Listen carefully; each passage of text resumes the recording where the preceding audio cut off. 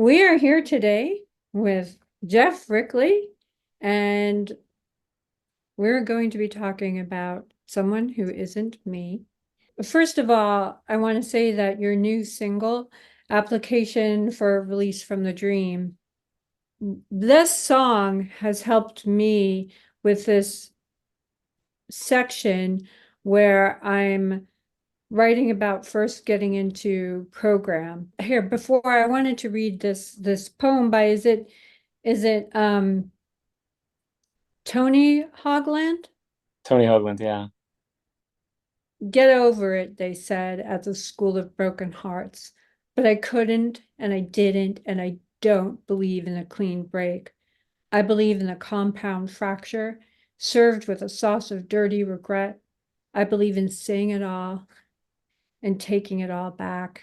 What was the inspiration for you for naming the single, and what It, was I it? mean, immediately when I saw the title of Tony's book, I thought, oh, someday I can make that into a great song title. I really love doing that, like taking book titles and making them song titles because uh, I think it also gives people a whole like world that they can look into if they want to. You know what I mean?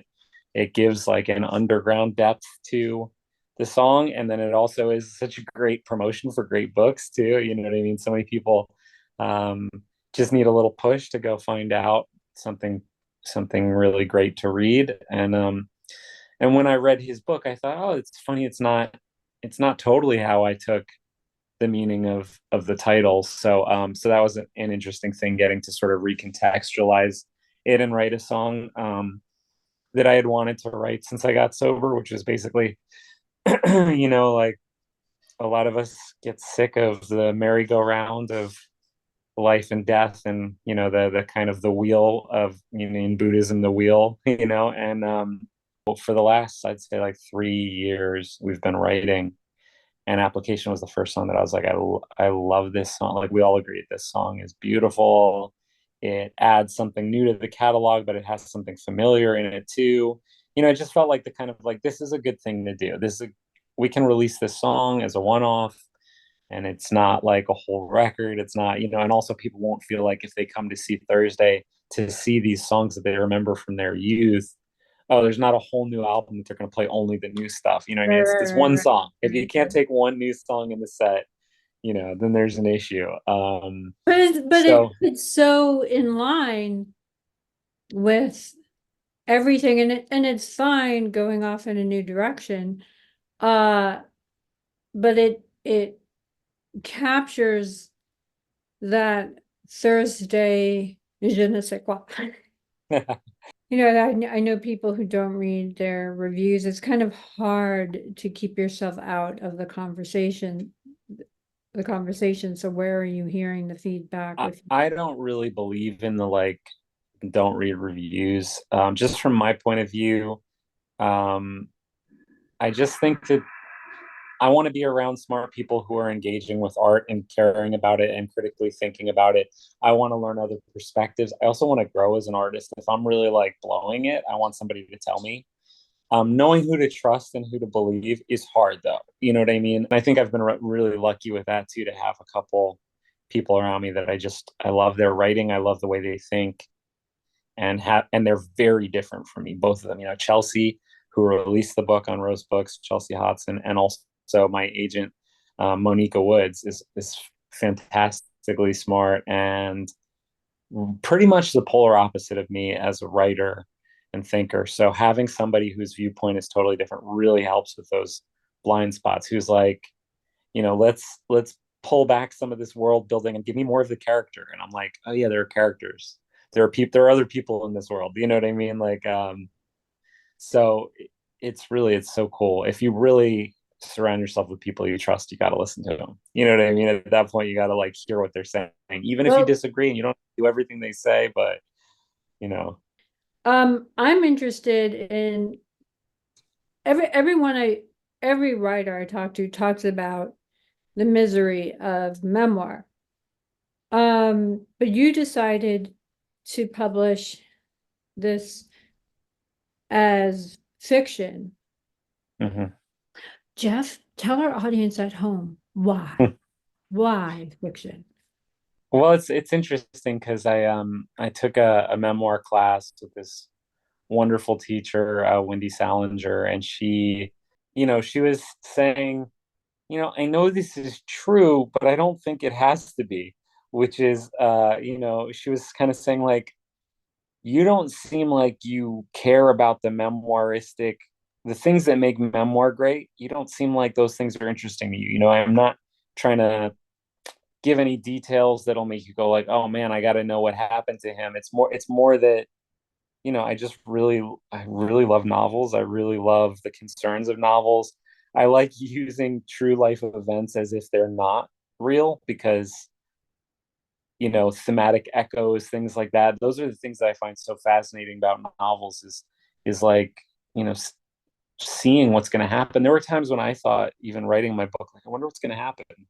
And I had supposed I had lived through it all, but to me, I still didn't know what any of it meant. And so like what details you focus on give a totally different meaning to a book, especially in fiction. You know what I mean? Sometimes it's very subtle things that change that make the meaning completely different. And that's just the kind of book that I wanted to write about. I also thought it would be really interesting to write fiction when it comes to the idea of like this fracturing identity. Who are we? Maybe that's a fiction. Who we are is when I was taking ibogaine and when I was, under this extreme hallucination, I saw a lot of like the fiction that we tell ourselves in our identities. I saw that kind of strip away, and become like a broken mirror where there were thousands of different stories I was telling myself, and I couldn't figure out which one was real, if any of them were real. Um, so it just seemed like a more interesting way to approach this story, I guess. I love how you use perfumes and scent Mm. to get you into, I don't know if it got you into writing or it just was a, Yeah, as a tool that I used every day when I would go to write, I would sort of find, what feeling I was looking for in the passages that I was about to work on, and I would kind of put it on, like whether it was like a coat of armor or something more fragile or something dirty, disgusting. I have quite a few perfumes that people find repulsive, and it's strange. There are different things. There are different things in perfumes that people don't guess are there. One of the things that I found most interesting is one of my sober fellows, one of the guys that I'm close with in the program. He's like one of the biggest like cheese importers in America. He's like a cheese guy, right? And I was showing him some perfumes, and I was showing him this stuff called like this ingredient, which people say is a perfume in itself, called oud. It's from the Middle East. Uses it a lot in perfumery. There's a culture around it in Japan. There's a culture around it in China. There's a culture around it in India. It's basically a resin from a certain kind of tree, an aquilaria tree. When it gets sick, when it gets damaged, it oozes this resin, sinks into the wood, and becomes like more valuable than gold, right? You can distill it, and people are wild about collecting it. And for a lot of people, it smells like diarrhea. It smells like smoke. It smells like acrid. It smells like burning metal. It's all these. And when I first smelled that, I was like, I can't believe people want to smell this. And then I got totally like almost addicted to it and was so into like collecting even little samples of it that I could unscrew and smell and like, oh yeah, that's amazing. And I showed it to him. I showed it to this cheese importer, and he goes, oh yeah, I get it. It's terpenes, right? And I was like, what? And he's like, yeah, yeah, I can smell it's terpenes. It's like what's in stinky cheese. It does something. It activates some part of your brain. People love it. And then he did this thing that I couldn't believe. He was like, let me see more of them. I gave him like seven.